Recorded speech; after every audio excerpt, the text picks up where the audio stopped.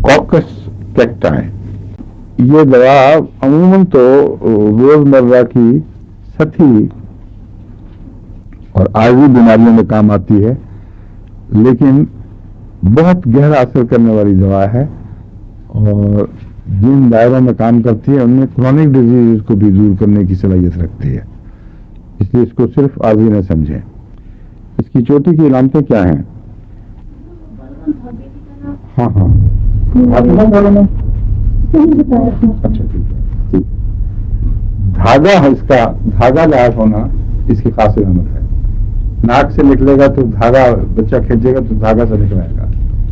तमाम इखराजात में खा पेशाब की इन्फेक्शन हो, गुर्दे की इन्फेक्शन हो, जो भी पस फॉर्मेशन होगी या जो मादा निकलेगा, लेकोरिया हो औरतों को या कोई भी इखराज हो, उसमें इसका धागापन नुमाया है।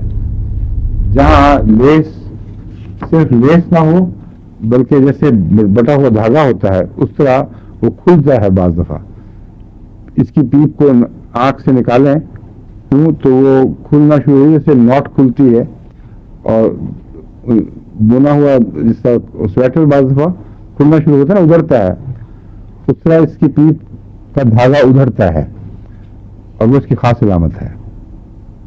फौरन काकस दिमाग में आना चाहिए। जेली लाइक भी हो तब भी यूरोपी होगी। हुपिंग कॉफ में ये एक चोटी की दवा है।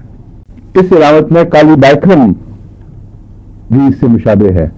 उसमें भी धागेदार होना और जेली लाइक और काली खांसी का रुझान कॉकस की तरह ही पाया जाता है। आमतौर पर कॉकस के मरीज सारी सर्दियां बीमार रहते हैं। जब तक गर्मियां ना आ जाएं इनको रिलीफ नहीं मिलता। तो वो सारे बच्चे जो सारा सर्दियां खों खों करते रहे और नाक बहता रहे, अगर उनके नाकों में स्ट्रिंग्स हों उनके अखराजात में, तो बेतकल्लुफ कॉकस दें और खुदा के फजल से ये बहुत गहरा और तेज असर दवा है, जल्दी असर करती है। अब इसमें एक तजाद पाया जाता है। सर्दियों में और सर्दी लगने से और ठंडे चीज़ों से इसके मर्ज पैदा होते हैं, मगर जब मर्ज पैदा हो जाए तो बाज़ दफ़ा वो गर्मी से बढ़ता है और ठंड से आराम पाता है। उसमें इसके नज़लात, इसकी खांसी गर्म कमरे में जाने से बढ़ जाती है और ठंडा पानी पीने से ठीक हो जाती है, मगर कुछ देर ठंडा पानी पिए तो उसके बाद फिर वो और ज़्यादा छिड़ जाएगी। तो ये तदादात को भी पेश नज़र रखना चाहिए। और जो भी गर्मी है जो जिस्म की एक्सरसाइज या वर्जिश से पैदा होती है वो इसमें नुकसानदेह है।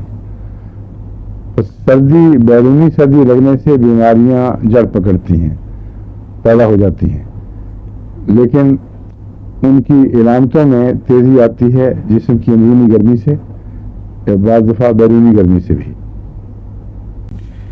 फास्फोरस में भी ये इलामत है बहुत नुमाया, जो इसमें है कि सर्दी से तकलीफ बढ़ती है, इसकी कोल्ड एयर से तकलीफ बढ़ती है, लेकिन जो प्यास लगती है तो वो ठंडा पानी पसंद करता है, ठंडा पानी पीता है, तो उससे बाद गलतफहमी हो जाती है। मैंने पहले भी बता चुका हूं, आपको याद भी है कि वहाँ उस बीमारी में तजाद नहीं है, बल्कि एक उज़्व का दूसरे उज़्व से तजाद है।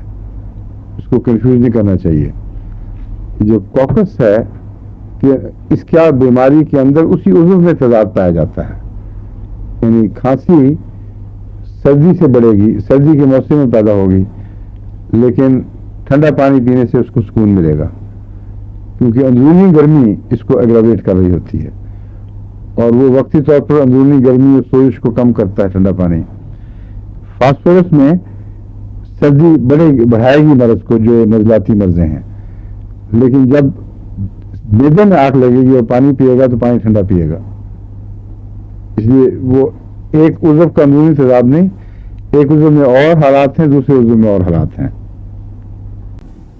अब अजीब बात है कि इस पहलू से मैदे के मामले में कॉकस फास्फोरस से मिलता है। अंदरूनी तौर पर मैं बता चुका हूँ। उसके अलावा ये बात याद रखें कि कॉकस का मरीज भी अगर गर्म चीज पिएगा तो उसको तकलीफ पहुंचेगी, मैदे को तकलीफ पहुंचेगी। म्यूकस चूंकि सिर्फ स्ट्रिंगी नहीं होती बल्कि टेनिशियस होती है, चिमटती है बड़े जोर से, इसलिए बसा औकात उसको निकालने की कोशिश में मरीज उल्ट क़ै कर देता है और निकालने की कोशिश में गैगिंग शुरू हो जाती है। इसलिए काली खांसी से वैसे भी हर खांसी मुशाबे नजर आती है, मगर ज़रूरी नहीं कि वो काली खांसी हो। अगर इसकी अलामतें हों और स्ट्रिंग्स हों, आम खांसी और काली खांसी की दूसरी अलामतें ना पाई जाएं, तो फिर ये ठीक है। काली खांसी में जो क़ै है वो हर वक्त ऐसी नहीं रहती। बाज़ लोगों को दिन भर क़ै नहीं होगी, रात को शुरू होती है। बाज़ लोगों को वक्फे के बाद दौराते हैं, वैसे खांसी नॉर्मल उठती रहती है, फिर एकदम दौरा आएगा। बलगम निकालने की कोशिश का उससे ताल्लुक नहीं है। काली खांसी का जो स्पेज़म है उसका बलगम निकालने की कोशिश से कोई ताल्लुक नहीं है। वो खुद ब खुद एकदम उठेगी और बेख्तियार कर देगी आदमी को। ये जो दवा है इसका सिर्फ बलगम निकालने की कोशिश से ताल्लुक है। टेनिशियस होने की वजह से वो जब चिपकते हैं बार बार निकालते हैं तो गले में स्पेज़म फिर हो जाता है। इसमें जो सेंसिटिविटी आपको बताई थी मैंने सिक्यूटा विरोसा की, वो ज़्यादातर बैरूनी स्किन से ताल्लुक रखती थी। अंदरूनी तौर पर भी है लेकिन नुमाया ज़्यादा बैरूनी हिस्सों से है। इसकी सेंसिटिविटी सिक्यूटा से मिलती है लेकिन गले के साथ सिर्फ ताल्लुक रखती है। जब गला ओवर सेंसिटिव हो जाए और वहाँ खाना खाने से भी बाज़ दफ़ा स्पेज़म हो और क़ै हो जाए, या डॉक्टर देख रहा है और चमचा उसने डाला है तो लगते ही उसको एकदम तशन्नुज पैदा हो जाए और कोई चीज़ बर्दाश्त ना, बाज़ दफ़ा निगलना भी बर्दाश्त नहीं होता। इस किस्म की सेंसिटिविटी अगर गले में हो तो कॉकस कैक्टाई चोटी की दवा है, कोई दूसरी दवा इसका मुकाबला नहीं करती इस सेंसिटिविटी को यानी उस झुर्रिसी को दूर करने में।